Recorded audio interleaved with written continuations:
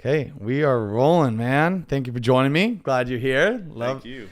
Glad you can make it. So, Absolutely. first of all, you look fantastic. Thank You've you. been on the gym grind, huh? Always, man. Always. 5 days a week. Gotta I make love it it. happen. Gotta make it happen. Got to lead by example, right? That's right. As a young man.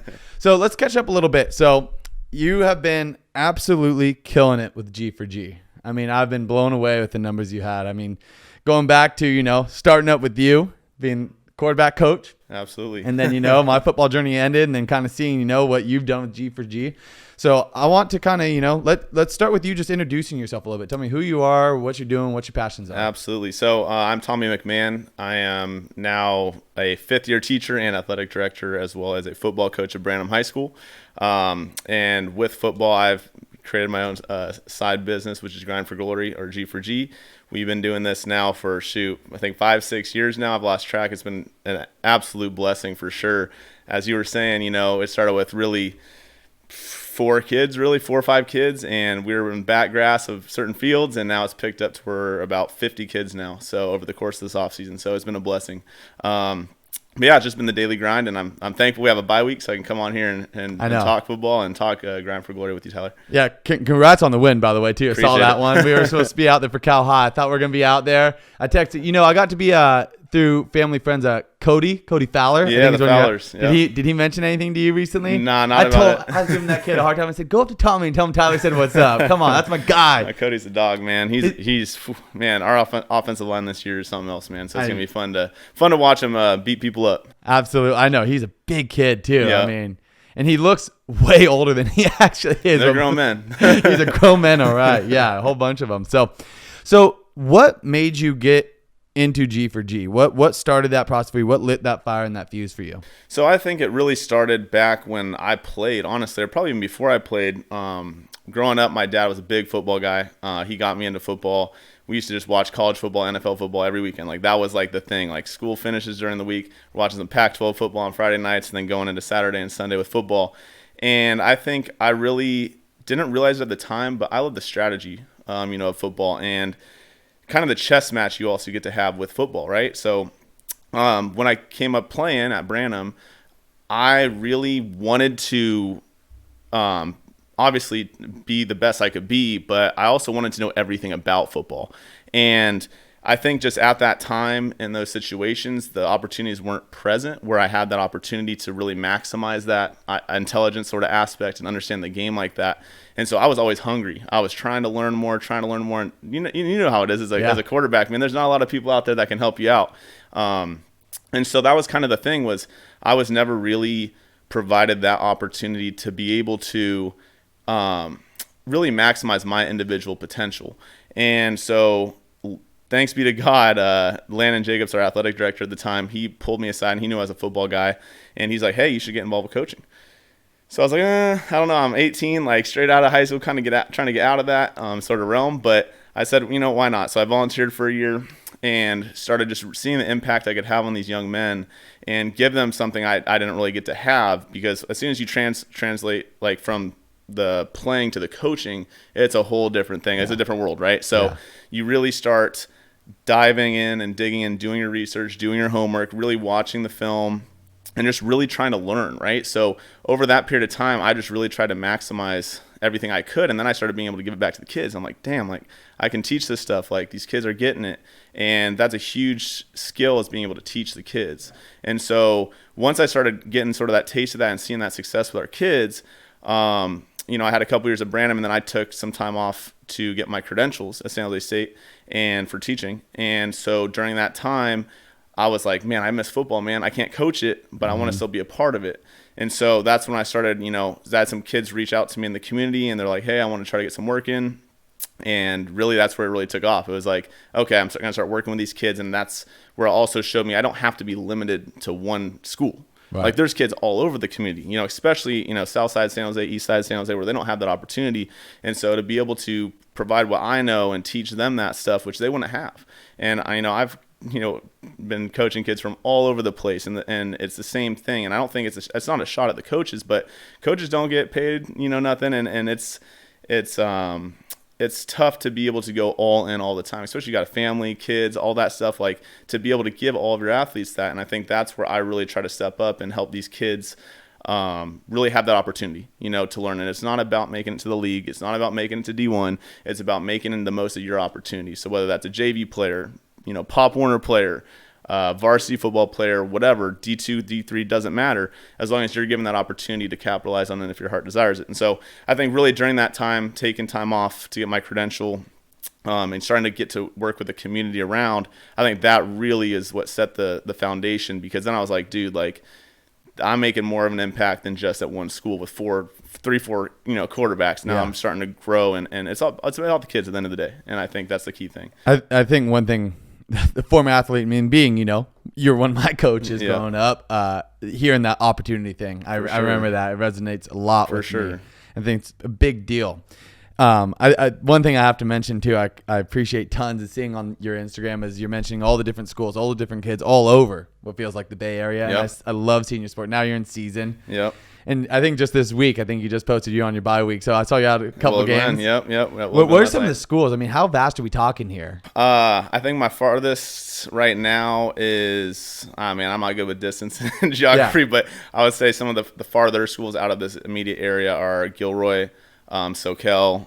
We had Ian over there from the Oakland area. So we had a couple guys, from not right here in San Jose that have made the trip.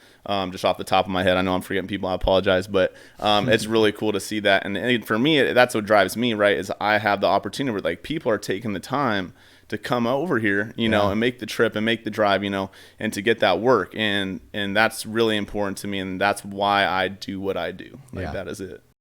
What's kind of the, I guess, for lack of a better word, motto or the structure for G4G that you have when you're bringing new players in, and whether they know it or not? Are you individualizing play by play? Like, okay, here's their skill set and the base that they have, or do you kind of have a mold for them that you want to try to fit them in? Do you have anything with that with your quarterbacks? I think that there's a couple things. I think that obviously we've typically baseline test every first session. So I'm really trying to see where you stand. What do you struggle with? I'll put you through all the drills that I expect my guys to do. And it should be tough, right? Because these are drills you probably haven't practiced and whatnot. And I think from that point on, now we hammer away with okay, we know we need struggle throwing to the left, right? So we need to work on the fundamentals and those key aspects. And we're going to do it every damn day until we get it, right? And so I think it's a little bit of both, because when I played, I didn't have any real coaching. It was the old school, he's open, throw him the ball. Yeah. And I made it work. We weren't great as a team, but I made it work individually. And so it's with my guys, I'm like, dude, you guys are going to be a million miles ahead of where I was. And so it's if you guys know this information and you can understand defenses and you can understand how to properly throw a football, you're going to be fine. And so I think it's giving them that sense of there's no limitations, but there is still structure around it. So they need to understand there are some non-negotiable things, you need to do certain things in a certain way, but at the same time, you still should be creative and let yourself and your athleticism take over. So I think that's kind of the thing, is where I'm not going to settle for you saying I can't do something. There's no I can't do it. We're going to do it. It's just a matter of time, right? And so I think that's the key thing, is just the kids got to believe in themselves, man. If they don't believe in themselves, nobody's going to believe in themselves. And then, as the quarterback position, when stuff starts getting tough, everyone looks to you. So the key thing is you have to have that confidence, but the confidence comes in preparation. So if you're prepared and you believe in yourself, you'll be fine. So, and how in depth do you go with them? Because I know there was a point in time, and I before G4G was even a thing, I know when we were training together, we were doing film sessions. I remember watching Clemson tape even, breaking down defenses. Are you doing that with your guys, where you're taking them to the classroom as well as on the field too? Absolutely. So that's something that we really made official this year with G4G. We had a quarterback academy. It was a 4-week academy where each week the boys would come over and we'd put the games on, put the tape on, and go through damn near a class. It was a full class, 4 weeks, about 2 hours each session. It's just the basics, because again, I don't want to say not everybody knows, but there's something right now in quarterback play that's lost in translation between having the quarterbacks understand the game and the defenses and the progressions. There's just something going on with it where it's there's a lot of hey, we're running this play, you're throwing it to him every damn time. And it's like, it can work to an extent, but if they start covering the route or capping the route, and you're just going to be throwing the ball up, right? And so we don't want to have those low percentage throws. So I think it's very important for them to understand why we do what we do. And I think that's where the film study and the academy comes into place, where it's like, you're going to learn coverages, you're going to learn strengths and weaknesses of coverages, you're going to learn depth, eyes, and leverage of defenders, you're going to learn all those little things that are critical, because that's when it's 4th and 5 and you need to know where to go with the football. You know that if you know what the coverage is, right? So it's putting yourself in those high percentage throws. And I'm not the biggest Tom Brady fan, but he does a great job, and he was a testament of, like, obviously everyone throws his athleticism out there, but he always knew where to go with the ball. Right. And one thing with Brady is he was never too aggressive. Like, sometimes it's damn near check down Sundays, man. He's throwing 20 check downs out of 45 passes, but the key is, again, he knows where to go with the ball. Right. So that's the key thing, and I think they get a lot out of that, and we'll see as the year progresses how much it pays off. You're saying something about quarterbacks and not knowing, defense of the progressions and breaking down a defense, whether it's live on the spot or film session. How much of that do you think comes down to coaches? Because that's something I realized too. And I think coaches, it's all about, especially at the high school level, simplifying the game for sure. the quarterbacks, right? For the quarterback position has enough to worry about. I agree with that. But I feel like now it's starting to be oversimplified, where it's like, hey, they're trying to do the thinking for the quarterback. Do you think that that's a big part in why that's the case? And I don't know, man. I mean, I talked to a good amount of coaches in the area, and I feel that they do have a pretty decent fundamental knowledge of football. But for whatever reason, it's teaching is a huge aspect. Like, you have to be able to not just know it, but you have to teach it so they know it. So one thing all my guys at Branham know is they have to be me on the field, whether they like it or not. So the key thing is, when I'm as a play caller, like, I have to call a play, and I have to know the quarterback's thinking what I'm thinking, or he knows why I'm calling this play, or he knows his progressions on the play. Otherwise, I'm not calling it. And so I think there's just something lost in the translate, or like that sort of sequence of the coach knows it, the coach is calling it for a reason, I hope, right? And then does the quarterback understand that? Right. And I think that's the big thing that's lost. But I mean, I don't know. I'm not entirely sure what it specifically is. I don't want to hate on any coaches or anything like that, but I just see it all the time because I work with so many guys, and there's like, well, coach, why am I being told? And that's one of the most difficult conversations. Coach, why am I being told to throw this ball? It's like clearly there. And that was one thing in the quarterback academy we had. We had 8 quarterbacks out there with me, and it was like, well, coach, I'm watching the tape and I'm seeing the coverage, but we still throw it. Like, what do I do? And then that's where it's a difficult discussion, where it's like, you can't be defiant to your coach. Like, that's not what we're here for. But my thing is, like, you can always ask why. And if your coach can't, it gets very defensive. That's where the issue is. He shouldn't be defensive. He should just have a reason, right? Like, and even if it's like, I don't know, there's sometimes where I get one where I'm like, oh, I don't know, man, let me get back to you on that. Or like, let me talk to our O-line coach. We just had one on Thursday. We're talking about blocking a different front, and won't get too specific, but we're talking about blocking a different front.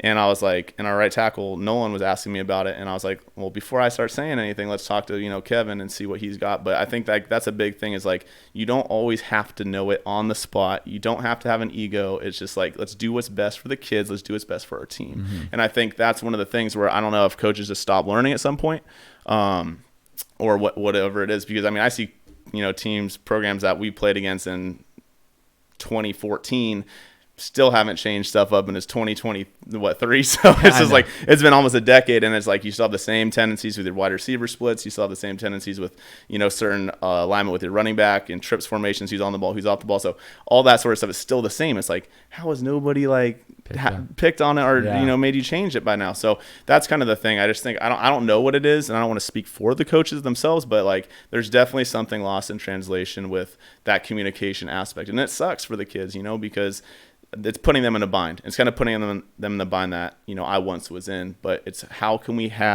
foster those conversations without coming off that way? Like, that's a tough skill as well. It's kind of a bummer hearing that, because I know they exist. I mean, I've even in my, shorter stint of football career seen these coaches that I feel like, and then at the same time, I've done a small bit of coaching myself, is I feel like I would get excited to hear my players ask questions, no matter what it is. For whether sure. They're questioning me, they're questioning, because it shows, okay, there's comprehension there, or the ability to, is that they want to learn. There's the need to understand and develop it. And if I don't have an answer, set aside that ego. It shows that, okay, I'd be impressed that they're stumping me, putting me on the spot, right? It's a shame that there's those coaches. And that's the thing. And like, that's where I think it's like, instead of viewing it so much as, why is my quarterback challenging me? What does he need to know? Mm-hmm. Like he's obviously intrigued. He wants to understand more. So let's help him. Mm-hmm. I don't think it's so much of a defensive. You should take such a defensive stance on it. But I feel like there's a lot of guys where it's like, hey, this is how it's always been. This is how I was taught it. This is how it's always been. And you see it all the time. I mean, I know you follow a little bit of quarterback mechanics, so it's the same thing, right? Like people are still teaching the whole linear throwing as opposed to rotational throwing, and then we're having still the same issues, that we should not be having anymore in 2023. So wait, while you bring that up, let's talk about Instagram coaches right now, because the amount of stuff I see on there, and I'm out of the game. I remember it used to just fire me up when I was coaching and even playing, just the one track mind of this is how you do it, and just the stupid crap that's on there. People saying, oh, you're an idiot if you don't do it like this, or vice versa.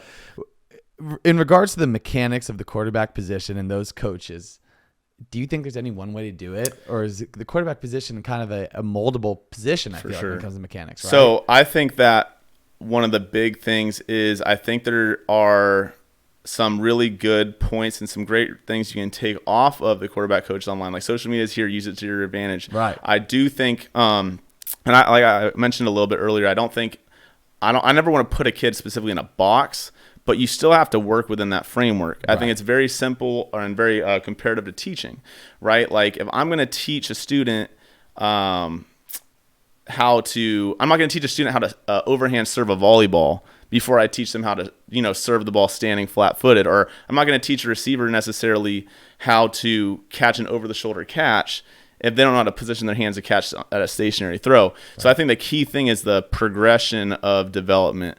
How do you start them with some what I call non-negotiables, where it's like, hey, like, our base needs to be in this certain frame, right? Like, it's not going to be specific, because you don't want to be too specific or the kid's thinking too much. You don't want to be thinking, you're reacting. We always talk about react. But the key is that, again, you're kind of starting him from the basics and then loosening it up as he goes. I think that's what I believe in, and that's really helped my guys since I've been training quarterbacks. But I think that's the crazy thing now. Again, the other side of it is, with social media, people are seeing guys do crazy stuff. Yeah. Like, and then all of a sudden it's like, okay, we don't know how to throw properly or have proper weight distribution or whatever it is in the pre-pass position. And all of a sudden we're jumping off a medicine ball and throwing a 40-yard pass. And it's like, why the hell are we doing this? It doesn't make sense. So I think social media is good, but I do think that there should be some framework around, like, the progression into getting into that creative stuff. And, it's good examples with Jack, our quarterback right now, is every Thursday we do creative throws. So, like, that is our point of that and time of that. But I've been working with Jack now for 3 years. He had a full off season with G4G with me, and obviously throughout the summer and whatnot. And so now it's to that point where it's like, okay, like, let's be able to, when shit breaks down, can we make a play? Can we do that stuff? But I think that comes with, again, the trust and the ability to demonstrate doing things from step 1 to step 10, right? Like, you have to work progressively to that stage. You say creative throws. Is that, you do that with Jack, your quarterback, is that any level of, did you guys implement that yourself? Because I thought I remember hearing that kind of, you can't help but think guys like Patrick Mahomes, right? I mean, he is the guru of creative throws, and the fact that he gets them off. I think in practice, you see, I think I heard Andy Reid talk about that, where they have a period where they do that. Is that kind of where you got that from? Yeah, to an extent, but I also think, like, I was also scrambling quarterback myself. So, I mean, put on the tape and I'm running damn near every play, right? For right or wrong. But I think that's where it comes down to. Some of the big splash plays, as we call them, those come from taking advantage of making guys miss tackles, extending the play, getting guys running downfield late, 4 or 5 seconds after the ball snap. And so you have to have that ability to, one, make guys miss. And then again, if you have a guy open, who the hell cares how you get him the ball? You got to get him the damn ball, right? If he's open, you got to get him the football. And so it's one of those things where I like to dedicate about 5 minutes, 5 to 10 minutes where we're working on that, just in case, if there's a scenario, I don't want my quarterback to be sitting there with a guy open. He's like, I can't do this, right? It's something you have practiced. It's something you have tried. But again, Jack knows damn well. He's like, I don't do this on 1st and 10 with a guy wide open on a 5-yard hitch. You know what I mean? He's like, he's not going to go no look to the hitch. Like, he knows he needs to get everything in order first. But I think that's kind of the key thing. But it's a good point with Mahomes. He's one of the best in the world for sure. And but again, he's at that level where it's like, dude, like, he's earned that. He's shown that he's older than all y'all. He's not some 12-year-old quarterback coming out here trying to like do some behind the back throws and stuff like that. He's a grown ass man. Yeah. He's a professional athlete. And I think that's where that comes in. Yeah. He's him. Yes. But in simple terms, he's him. For sure. So I'm curious too. I was thinking about this is we're talking about kind of the Instagram coaches and mechanics. And so I know one thing I was excited. You're talking about creative throws, and I guess I was doing it without realizing at the time I was playing, but I always love the idea of trying different things. I'd see something funky, whether it's a release point, whether it's a different approach to, my 3-step drop, whatever it is. And one thing I've seen more recently, more and more common now, because everyone wants to lay it off the pros, as they should. Those guys are guys, you should look up to. For sure. But with limitations, like you mentioned, because they're grown-ass men, they're professionals, pointed. With that being said, though, is that I'm seeing more and more common now is this like Aaron Rodgers footwork. And so we might lose some of the viewership here getting technical, but I can't help but rack your brain. Yeah, for sure. Is this follow through with his feet where it's almost like a hop? I imagine where that pop step, but he does it with almost every throw. Yeah. And I see that more and more, and it's even being pushed.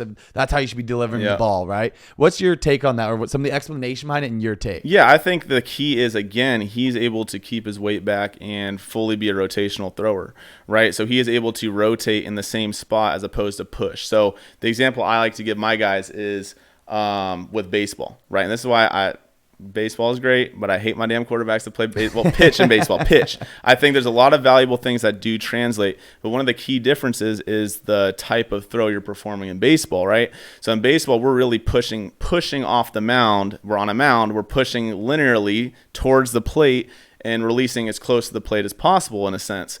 In football, we don't want to do that. We want to be able to rotate off the back foot and turn and generate that tornado sort of throw with our base generating, our hips generating the majority of the power. So it's a very different sequencing. And like we were talking about just a short time ago was the difference between like the linear and the old school coaching. And like the old school coaching was always like, it's chucking the ball, right? It is like all arm. I am stepping all the way as far as I can towards the target and just launching that thing all arm, no sort of finesse to it. And I think that the big thing is when biomechanics really started becoming a thing in the early 2000s, that's where it really changed, where people are starting to see there's different ways to generate force. And that's when rotational force came into it. And that's why you look at a guy like Aaron Rodgers, and he's turned from his Cal days, which everybody knows he's the prime example of all the things you probably shouldn't do as a quarterback nowadays, to how he throws now.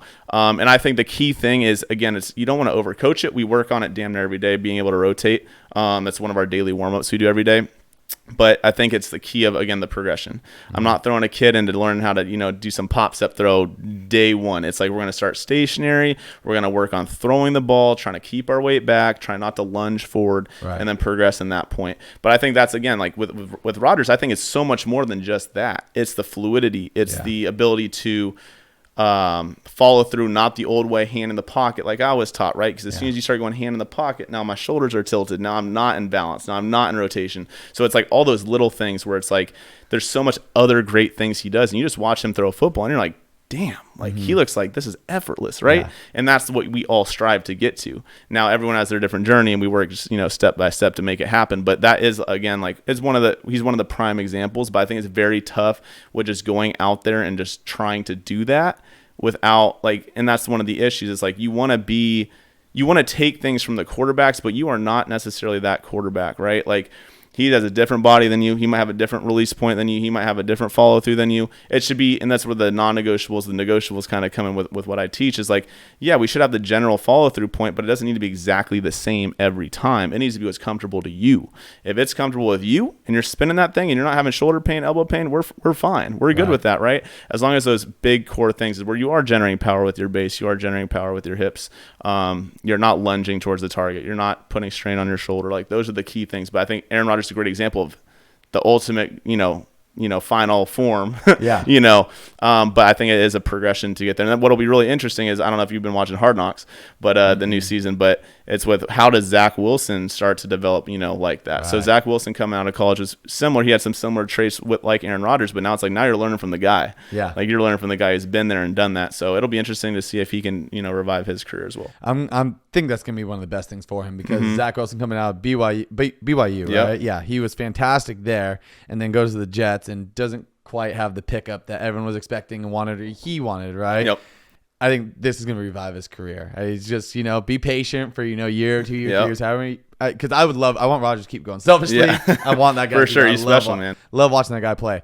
But that's, I think, the best thing that can happen. Yeah, and I think that's one of the things that is so it's just not understood is the college game to the NFL game is so much different. Vastly, and the alignment of sports is honestly, people don't know this. It's opposite. It's really the creative sort of offenses and play calls and stuff like that come from high school, and they move up to college and up to the pros. So while you see like now everything's spread, well, that started with Chip Kelly and those guys in high school and stuff like that, right? The small schools, and it's like, oh man, they're having a lot of success with this. How can I implement this in college? And now college is having so much success with it. How can I implement this in the pros? And you look at the numbers and the percentages of formations and tendencies and all that stuff, and it's way different now. But it wasn't like that, and I think that's one of the things that, like I'm saying, is coming from college and going to pros now, it's still a different game. Yeah. You know what I mean? So it's like you can be as good as you are in college. You can be a Heisman Trophy winner. You could be whatever. But the game is different in the NFL, and there's a lot of stuff that still isn't taught.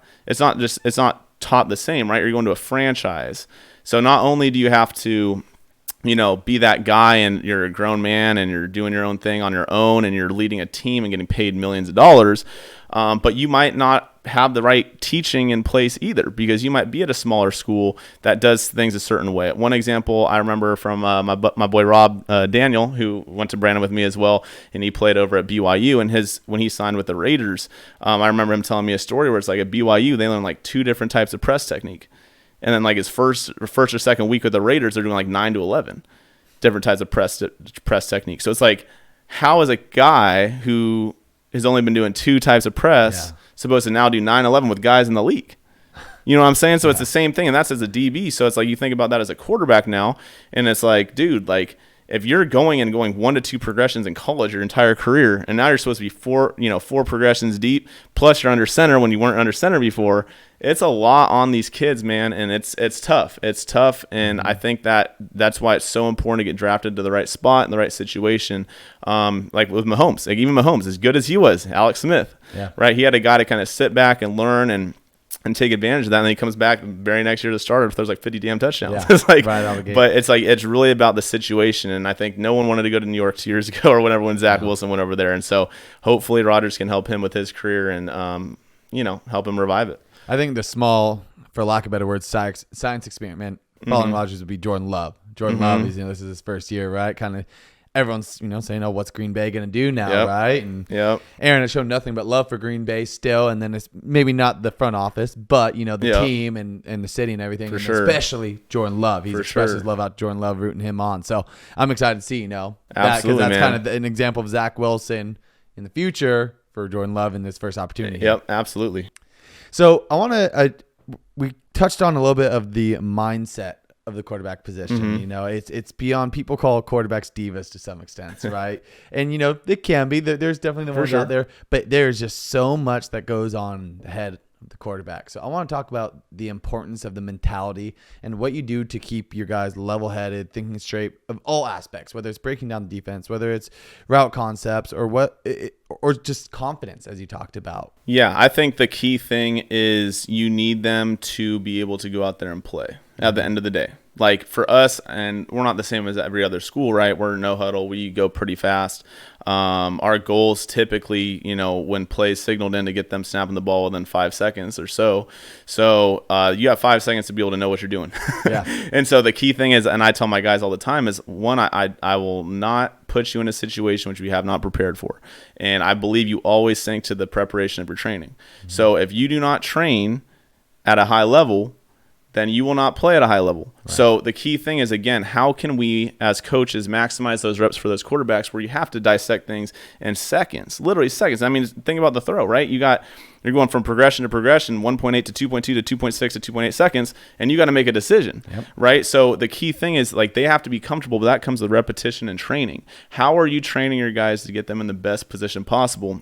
And that's the one thing I would like to take pride in. My quarterbacks may disagree, but when they go out there, it looks like they're comfortable. Like when I watch Jack throw the ball, first real start, he started a game last year at Gilroy. He got a series in, but it was his first real start, and I mean, he looked comfortable. 15 to 23, like 5 total touchdowns. Like, it looks comfortable, and that's the key thing. If he's looking rattled and all that stuff, like, we're in trouble, right? And so the key thing again is, one, he's got to be prepared in that sense, but two, he's got to know you love him. Right. Like, Jack should know, and all my quarterbacks should know, like, it's bigger than football. And that's one of our things is we always say more than a game. It's bigger than football. We prepare to the best of our ability. We play to the best of our ability, and we live with the results. And so he has to have that trust and that feeling from me that I'm going to take care of him and I'm going to get him in the right spot. And regardless, it's not like one of the most cancerous things as a quarterback coach is when you just start roasting your kid, bro. Like, and you're in the game and he makes a bad read and it can't be on you. And I see it every damn Friday. The quarterback makes a pick. Defender might make a great play. Ball might get batted. And all of a sudden, it's like, it can't be on the play call. It can't be on this. It's like, I'm yelling at him. I'm cussing at him on the sideline. It's like, dude, like, cut that shit out. Yeah. Like, it's not making him better. The game is hard enough already. Like, you got to understand, like, and we say it all the time, it's next play. Yeah. Next play. My guys know if they throw 4 touchdowns in a row, it's still next play because the next 4 could be picks, right? Yeah. So it's like you have to understand, like, at that position, everything, the ball goes through your hands every damn play. Mm-hmm. So you have to be able to, really understand, like, you have to be confident. They have to have the trust that you believe in them and then that you're going to get them to where they need to go. And I think that was the big thing, again, because there's a lot of, I don't know. People, I would say more so from outside in, but more skepticism where it's like, oh, Branham's losing Will had 52 touchdowns, 4,000 total yards, yada, yada, yada. Like, you can't replace that. Yeah. And I think the key thing is, like, we're going to be different, but it doesn't mean we're not going to be as good. Mm-hmm. You know what I mean? So it's like, I think that's where it's like, as a coach, like, I got to put, like, our offense is different than it was last year, but it's like, I got to put my quarterback in the best position possible. And he needs to know that. Mm-hmm. He needs to understand, Coach C's got me. Like, Coach C's got me. He's got to believe in it, and I think that's a big thing. Like, I've been impressed with Jack this offseason because he's a very yes sir, no sir sort of guy. It's just like, yes, coach, yes sir, and it's like, hey, I got you then, bro. I'm gonna put you in the right spot. Just keep being coachable and doing the right thing, and we'll be fine. I think about because you mentioned it too. Some credit to your ability as a coach. I mean, wasn't Will one of the top quarterbacks in the nation last year and rushing touchdowns? Statistically, yeah. So I think he was from what I hear from West Coast preps, he was the only quarterback in the country with 2,000 rushing, 2,000 passing. I mean, that's insane. So, credit to your offense, credit to your coaching. That's awesome. That's the player, man. Hey, that's the buy-in, man. I mean, like, people don't know, like, but Will was grinding with us since that COVID year, right? So I think one of the big blessings he had was Nick Bandanza. So the quarterback before Will, Nick was a freaking man. He was a savage. He was a tremendous leader, one of the most smart, kids I've ever coached. And, he's like top 10 in CCS passing yards in the game. He had like 493 yards in a game passing. But during that 18-month or whatever COVID stint, Will was actually transitioning from receiver to full-time quarterback.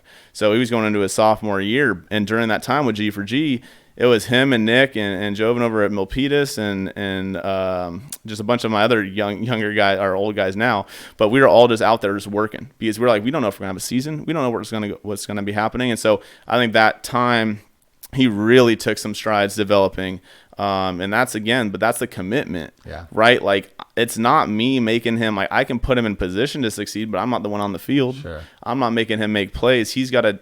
Again, the same thing we talk about where it's like he's got to be able to see it from my lens. Mm-hmm. And if he can't do that, he's not going to be that successful. But if he can do that, he's going to be great, and he's earned it. You know what I mean? Yeah. It makes me feel old because I know exactly who Will was, because I'm pretty sure time frame wise, I was obviously still playing. I think Will was a freshman, and Nick was still there, and we were training at Branham. I remember seeing this tiny, scrawny little blonde-headed kid coming on working with us. And I remember he caught my eye. I was like, okay, this kid can flick it still. Yeah. He's still spinning. You're just training him up. So that could have been that time of him maybe being a sophomore. Yeah, it was really, I would say it was really that sophomore off season was big for him. And then going into junior was like, we got punched in the mouth a little bit. That was our first year post-COVID. We were like 6-4 or something like that. And then I think last year was where he was just like, dude, that hard work paid off. I mean, it was 3 years deep of blood, sweat, and tears, man.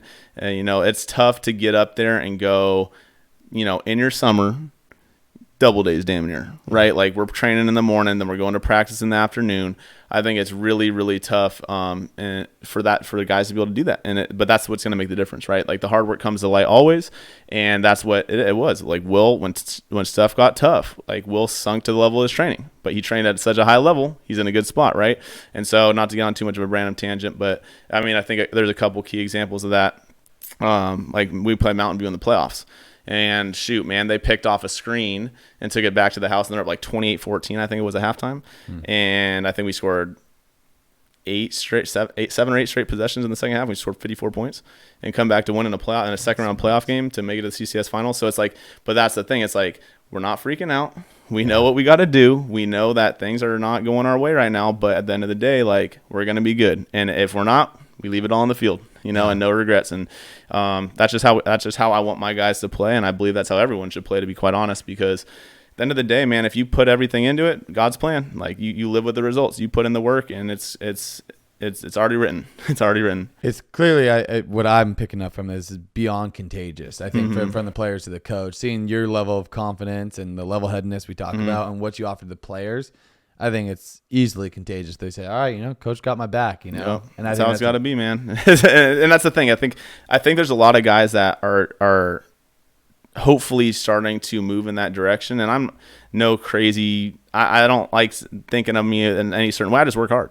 That's it. It's like, and I don't think there's anything that anyone can't do, whether it's a player coming up that wants to get into coaching or whatever. It's like, if you just work hard and you're prepared, why are you going to limit yourself? You know what I'm saying? Like, there's nothing special. There's nothing special, but it's like, you got to love your players and you got to work your ass off. And I think that's what you're saying, is like, that part is contagious. If you do that and the kids buy in, like when kids buy in, they'll run through a damn wall for you, man. So then it's on, do you put them in the position to succeed, right? And do they make the plays? So I think that's the key thing that gets lost a lot, though, because it's just like, I mean, you know how it is. I mean, for me as well, it was like growing up, there was no relationships. It was like, you're a player. Like, you go out there and you play for me, and then see ya, know? And now it's like, dude, like, I still see all these guys. Like, I love when my former players, hit me up on IG or whatever, and it's like, yo, coach, what's good? Like, congrats on the win. It's like, damn, man, like, that's what it should be about. That's awesome. That's what it should be about, where it's like, they love playing for you, they love the program, they love the game, and they want to still be a part of it. Like, we got guys all the time, they're like, yo, coach, can we come in and hold signs? Like, damn, man, you're like 25. Like, you ain't got nothing better to do on a Friday night. But it's like, that's what's so cool about it, right? It's like, there's people that want to come back and be involved in the program. And I think it really starts with the basics. Treat guys how they should be treated, how you want to be treated, Well, I could be a first-hand account. I think that's the case, because even before, G for G, I feel that with you. I've stayed connected with you and kept up with you and all that. And I think, it's everything that you're doing is fantastic and proven to work. So appreciate it. I want to get back to G for G. Kind of got sidetracked there talking about no worries. So no, it's so talk about how you've kind of grown it. Because you've grown this platform. It's not that it's about the numbers, but is it as simple as the kids find you, they come to you, and they're like, "Hey, I want to work. I've heard about you." What does that look like? It's pretty wild, man. So in terms of, also remind me to talk about overall growth, but personal growth in terms of like going out there. I know that Alec, he runs high intensity over in the Bay Area as well, and he has a 7-on-7 program over there, which is a phenomenal program. We partnered with him about, I think it's 3 years ago, getting into the 7-on-7 game. And that's been a really good way of exposure and working with the quarterbacks over at HI, and just broadening that and getting into that aspect of the game. Now, I hate 7-on-7 football. Like, I absolutely can't stand it. I think I can't stand the overall aspect of it. Now, what we do, and people get pissed because it's all about winning in today's society, but we just do things the right way. So you'll see a bunch of stuff you see all the time on social media. People are doing crazy stuff. Like, it's just not real football. No, not at all. And so the key thing for us is, like, in our program, I could give two shits about winning a 7-on-7 football game. My key thing is, you're in the peak of your off season. We're talking from January to roughly May. I'm not wasting that time. Yeah. If you're coming to play for our team, you're not wasting that time. You are going to be in there. You're going to be learning real concepts. You're going to be going through real progressions. You're not going to be sliding up the damn tee every play, throwing the ball over the tee. Like, you're going to learn how to do things the right way, because the reps can be valuable. Like, and again, I wasn't in that circuit personally, but I'd love to, go back, ask Jaden, Will, Jack, Cedeno, like all these guys that have played for me. And it's like, how has that actually helped you? Like, not, because in other programs it is what it is. It's like, it is a fun thing. It's a money grab. It is what it is. But at the same time, it's like, at the end of the day, you got to ask yourself, how am I getting better? Right. And so the key thing with the sevens, and that's with high intensity that we partner with, is like, we're going to do things that we run. Our entire playbook that we do in 7-on-7, it's the same thing we do at Branham. Yeah. Same damn thing. Ain't nothing changed just to win football games.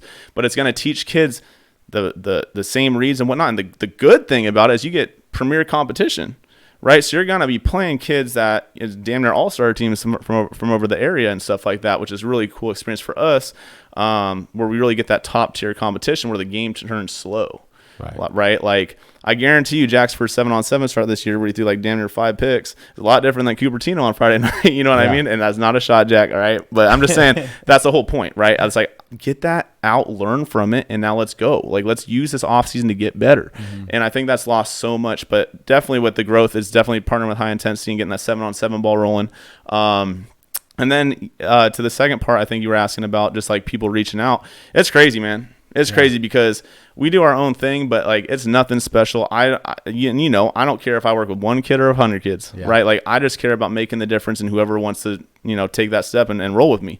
So that's the key thing for me, is that, it's just crazy. Just, I got kids like just from all over that are just like, coach, like, and it's like, you put your trust in me, man. I'm gonna do everything in my power to make it right. And so one of the cool things this year, Coach Jake over at SoCal, he signed his boys up through his program to come work with us. So Thursdays and Saturdays in the off season, they're driving all the way from SoCal, full program deep, coming over to train, and get that work in on Thursday and Saturdays. So, and it's awesome seeing them play, but it's just like, I don't know. I have no idea how, they just hear from somebody or something. I don't know what's going on.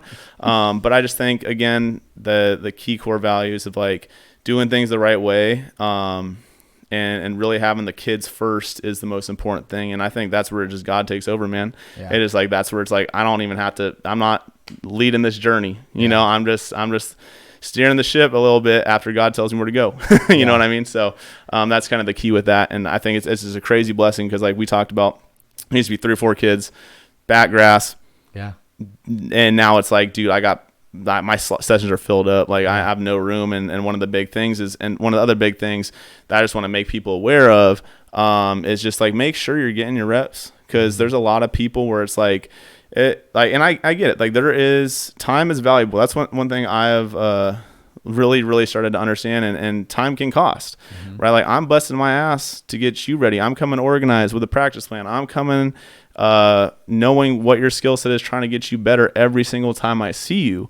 So with that being said, if you're going to pay for a service, please, dear Lord, please make sure you're getting your reps and you're getting coached, right? A lot of people do it, again, for this Instagram, for this or that, and it's like, dude, like, how are you getting better? I see you in a line of 15, 16 kids. It's like, dude, you're in an hour session, 15, 16 kids, you're getting 20 throws for like $100-something bucks. Like, what are we doing? It's just not, you're not getting anything out of it, but you train with this guy. So it's super cool. Right.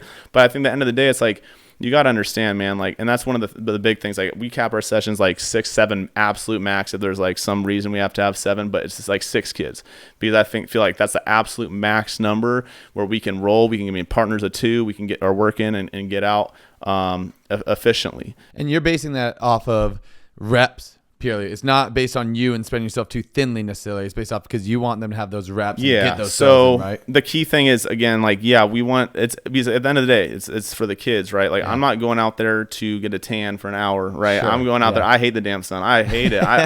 I mean, we used to practice. I remember you in our throwing session. You were putting on the spray sunscreen. That's right, all dude. over. That's what I'm saying. So I like to have, if I could have my session to 5 a.m., I have my session to 5 a.m., right? But the thing is, it's like, it's for them, man. And it's like, the kids got to understand that, like, what are you getting out of it, right? Like, are you really making, it's one thing to go there and go do something, but are you doing the most you can do as well? It's like, I don't know. It's just a big thing with me, is like, there's a lot of stuff going on out there where it's like, I don't think the kids understand the purpose. Yeah. It's like, I'm doing this to do this. I'm going through the motions, but why am I doing this? And, as I understand it from a business side of things, it's like, more kids, more money, right? So it's like, but then again, you got to understand, like, that's where I get into issues with it, like, being like, that's not what my purpose is.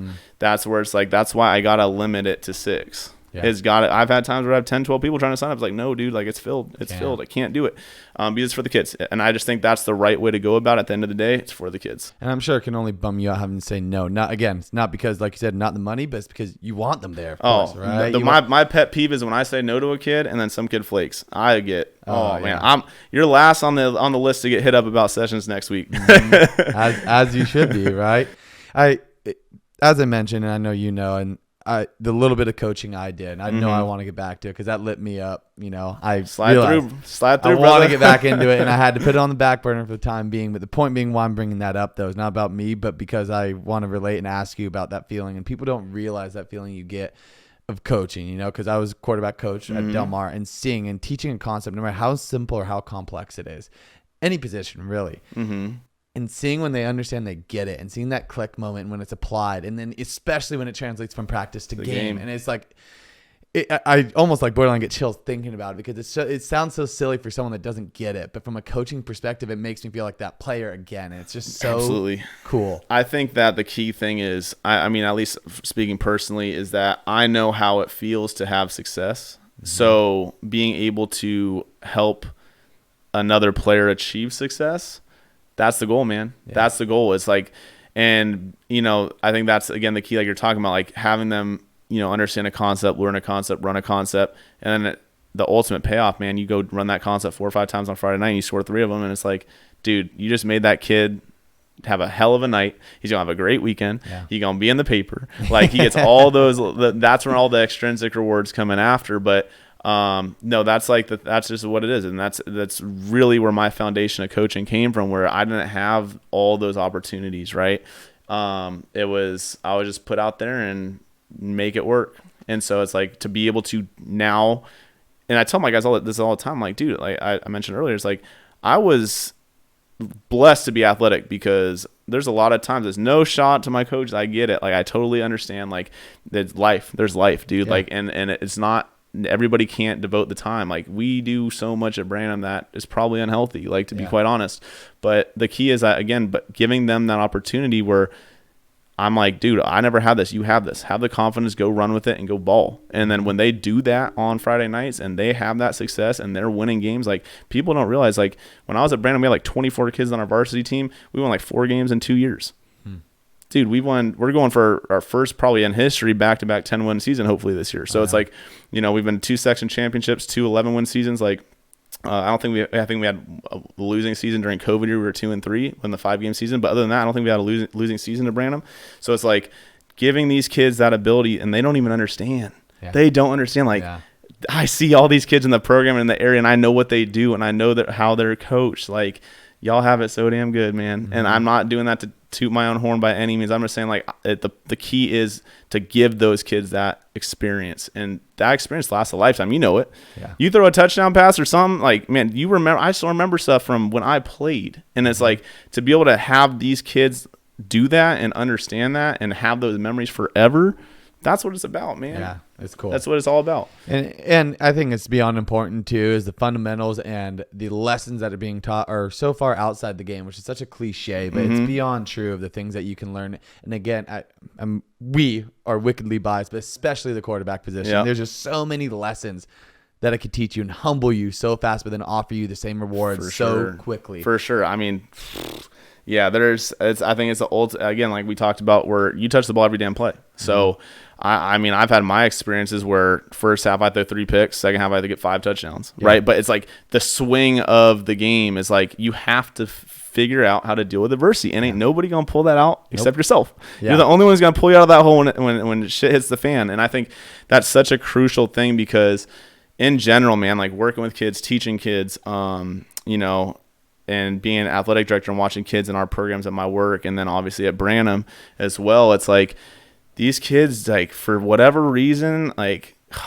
call me a hater, I don't care, but they just don't, everything's given to them. Like, I see it more and more every year. It's like, there's no accountability, and it's always like, I need help with something. And one of the things Branham does, which I took and implemented myself, is that, dude, if you have an issue, you got to talk to the coach yourself. Like, I think it's the very fundamental things. It's like, there's no parent to coach, it's student to coach. Talk to your coach. How can I get better? What do I need to do to see the field more? But I think those are lessons, the same thing in the job and in real life. Exactly. It's like those skills they translate so much. And that's why we both have a passion for football, because football has impacted our life and brought us in some way, shape, or form to the point we're at now, whether we realize it or not. But just definitely that adversity, and then preparation, right? Like, you don't want to go in a game, like I mentioned multiple times, like unprepared. Same thing with life. Like, you don't want to go into life unprepared. And then when you are prepared and shit still hits the fan, you have to be able to respond, right? It's how do you respond to that? But those are all things where your kid learns that through football. Like, those are all amazing skills, and that's what makes it different, man, because it's hunter be hunted, man, out there on the field, man. So it's real stuff. Like, I saw one of the hardest hits I've seen in probably 7 years. Like, last night there's a blindside block on a reverse in the Will Glenn game, and holy crap, it was like dude, we're playing football in 2005. Like, it was like there's flags over the place, damn near fight broke out. It was nuts. So this dude was running from San Ramon Valley, 15-yard head start. It was a reverse, and the DB was chasing down, and he just did not seem 15 yards, just full off his feet, helmet to helmet contact, clean the kid out. And it was just dude, it's literally hunter be hunted out there. It's a grown ass sport, you know. It is. So, and it like we said, translates to real life, right? It's same thing in the real world, the working world. When football, because hopefully not, hopefully it keeps going, as long as you go. But once you get to that working world, it's same thing. Hunter be hunted. You got to have that same hustle. You got to have that same mindset. And that's the thing. It's when you're in the real workforce, you're paying bills. Exactly. And there's going to be times where it is tough, and it would break my heart to see someone not succeed because they just can't push through it. Right. You know what I mean? It's there's oftentimes sometimes, one of the phrases I like is, you don't want to block your blessings, right? And so understand, sometimes a door closes just so another one can open. There's times in life where I've been in a situation where I'm never leaving this, or I'm never not doing this. And then for whatever reason, it doesn't work out. And then I get in a better position, and it's God's will, man. And you don't know that. And so that's why it's you got to keep pushing, because too many people are giving up on stuff when it's you have a bigger blessing right around the corner, man. You just got to stick through it. I'm a strong believer. Everything happens for a reason. For better, for worse, whatever it is. Absolutely. Always, a route to just go. So before we run out of time, I wanted to ask you we've talked about the success and where G4G is at now. Let's talk about the future. Do you have kind of plans set forth? Or are you just letting things unfold as they may? What does the future of G4G look like in you? Yeah. So I think the key sort of next steps for me in my program is we're already expanding. So I believe I got two of the best coaches in the business working with me. Coach Fuega, who does our receivers and skill positions, and then Nick Panucci, who's he owns Spectrum Performance. He is our speed and strength coach, and we're fortunate enough to bring him over to Branham, and he's been phenomenal. And he's probably the only guy in the world I'll be hey, if y'all need to skip my sessions to go to his, do it, because that speed and strength stuff is absolutely critical, and it is a game changer, especially the high school level. Speed is the difference maker oftentimes, as well as strength and durability. And the thing that he does so well is injury prevention stuff. Nobody talks injury prevention. Yeah. And so that's kind of where we are currently with that. So we have pretty much a 3-headed monster in terms of that, but we're really just trying to give more kids opportunity. The key thing for me has always been quality over quantity. So obviously it's my brand, so I'm not going to put people out here just to put people out here, which is one of the tougher aspects of it. But I need my goal is to expand, because I just see how things are done at so many in so many other ways and organizations, and it's just dude, these kids oftentimes, quite frankly, deserve better. And so I would love to continue. I started branching off into the youth probably 2 years ago, but I was against the youth. I was high school. I'm just high school. And then I saw how it was in the youth, and I'm dude, these kids need answers. So that's why I started dipping into the youth. And again, one of the same things where it's I did not want to do it. Yeah. And I did it, and now I'm running with it. And, these kids are teaching them just to love the game and the little things. And so I think that's the next thing, is to get a couple more coaches on board with the same philosophy as me, which is, again, we talked about a little more difficult, because it's not about winning. Yeah. Man, it sounds cliche and whatnot, but it truly isn't, because it is the off season. It's not week 1. It's not week 5. It's the off season. So we need to get better and prioritize that. But finding coaches that are down to ride with that and really care about the players first, and then just expanding in that sense, where now we can reach more kids and give them the proper experience, right? And that's the thing we talked about a little bit with the rep count, right? Like I would love to work with 500 kids, and it's not possible. It's just not possible. And so I would love to kind of, have a feeder in a sense where it's like we get these kids at a younger age, and they start to come up through our program, learning how to do things the right way. And then instead of me correcting them, as a sophomore or junior, and getting to them when they don't even want to play football anymore because their experience is so terrible, it's like now it's like, okay, these kids have a foundation, and now we can really build off that and have a special experience. So definitely just that expansion aspect of getting more guys at the youth level to work with these kids and bring them up. I think that's really important. It's fantastic. I mean, the calling it a business plan isn't even fair, because that puts a title on it that sounds like, it's about money or whatever it is, but just it's a well-oiled machine. It sounds perfect. I mean, I absolutely love it and everything that you've had going. I mean, watching it through social media alone, I felt like I've been a part of it. It's just so cool. Whether it's as simple as the edits and the pictures and the photographers that you've had out there, just add that extra spice on top. Shout out Rhea and BB. Those are the best in the business, man. BB, you need to come back from college, man. I miss you already. they do a fantastic job. The editing work and everything there, seriously. Yeah. So shout out to them. I'm glad we gave them some love there. But then even too, the amount of guys you had out there. Because again, I mean, I remember when, you had 1-2 quarterbacks out there on the back grass like you talked about. And now you got this whole unit of guys going in. You're getting into the youth now. So it's and the success above all.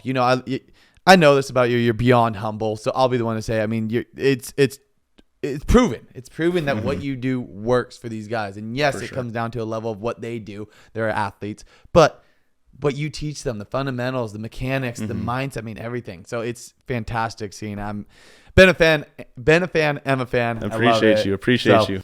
So as we wrap things up here, I feel like we could talk hours about football. For sure, I wish we could. I love it. I love it. I already know outside of recording here we'll have to talk more. Absolutely. But is there any shout outs you want to go? Any exiting piece? Any love you want to send out? Yeah, I mean, I just definitely those of y'all that work with me for sure. All my guys at Branham, all y'all coaches, and then as I mentioned, BB, man, best videographer in the business. Rhea, phenomenal. Thank you for all the pictures and stuff you took for the boys.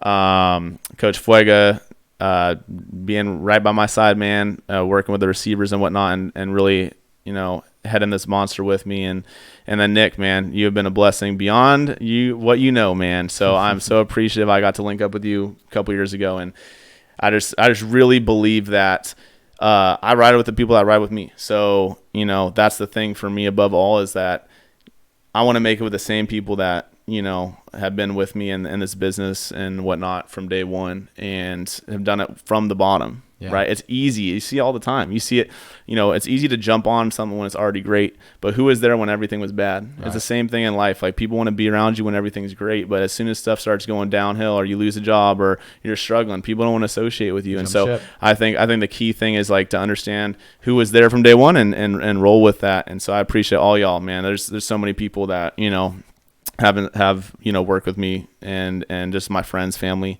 that have supported this, because it's always like a thing where it's like, oh man, you're really going to do this? Like, there's always that doubt. And so I think it's just been a blessing to just be able to to start it and believe in it and trust God that he's got a plan, and it's paying off. So very, very fortunate. Absolutely. I love it. So, and then I want to make sure we mention this too. What about for any athletes that are hearing this right now, no matter the age, how can they reach out to, where can they find you, all those things like that? Yeah. Just shoot me a DM on G4G Skills Academy. We're most active on Instagram. We have our website link on there as well. So yeah, either there or that's probably the best way, honestly. Awesome. Okay. So yeah, thanks. Awesome. Yeah. So I'll make sure I will be including the links down below. For so sure. Make sure you guys check out those in the description below. We'll have your Instagram, the website, all those good things on there. Dope. We'll go from there. But Tommy, it's been an absolute pleasure. It's been a lot of fun. I'm excited to see, the journey that you've had so far. It's inspiring. It's fantastic. And then on top of that, where you're going to go with it even further. That's right. The best is yet to come. So we'll see. To the moon. So G for G to the moon. So always. Thank you, folks, guys, so much for watching. I appreciate it. As always, make sure you guys like, comment, subscribe, and be a friend and tell a friend, as we always say. And make sure you guys show Tommy some love at the links down below. So, Tommy, thanks again for joining me. Appreciate y'all. Thank you. All right.